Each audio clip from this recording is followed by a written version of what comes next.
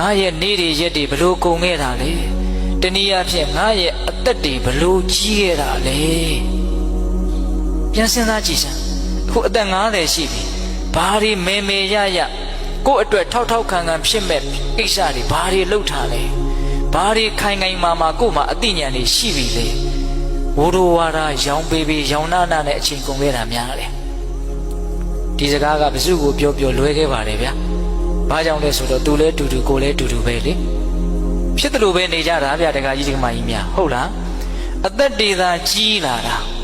စိတ်ချရတဲ့ကျင့်တတ်ရတဲ့အားရှိစေတဲ့အသိဉာဏ်တွေရအောင်ဘယ်သူမှမလုပ်ရသေးတာများတယ်လုပ်ပြီးစားလို့အင်မတန်နေတယ်ကိုအားမရတော့မကျင့်တတ်သောလူတွေပဲများတယ်ဘေးတင်ဟောနေတာမဟုတ်ဘူးနော်အတက်ပြောနေတာဦးဇင်းတို့ကဟုတ်လား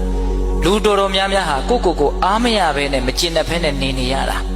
ဒီကမကြီးများအဲ့ဒါဟုတ်လားတေချာစဉ်းစားကြည့်နော်ဘာဖြစ်လို့အားမရဘဲနဲ့မကျင့်တတ်ဘဲနဲ့နေရလဲဆိုတော့အားရเสียရှိအောင်ကျင့်တတ်เสียရှိအောင်လုပ်မှမထားပဲကိုစိတ်ကအမှန်သိတယ်ဗျာကိုမှအားရเสียမရှိဘူးဆိုရင်အားရတဲ့စိတ်ကဖြစ်မှာမဟုတ်ကိုမှကျင့်တတ်เสียတကယ်မရှိဘူးဆိုရင်ကျင့်တတ်တဲ့စိတ်ကတကယ်ဖြစ်မှာမဟုတ်ဟုတ်ရဲ့လားဒါကြောင့်မြတ်စွာဘုရားကကိုအသက်ဘလို့ကြီးခဲ့တာလဲကိုရဲ့နေ့တွေရက်တွေလတွေဘလို့ကုန်ခဲ့တာလဲဆိုတာကိုလေးလေးနက်နက်စဉ်းစားသမ်းပါ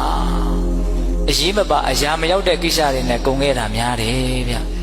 ဒီကမကြီးတွေအဲ့ဒါဟုတ်လားများသောအားဖြင့်တော့သူများအကြောင်းတွေစဉ်းစားရင်းနဲ့အချိန်ကုန်ခဲ့တာအဲ့ဒါတွေကိုပြန်လဲတုံ့ပြန်ရင်းနဲ့အချိန်ကြီးကုန်ခဲ့တာ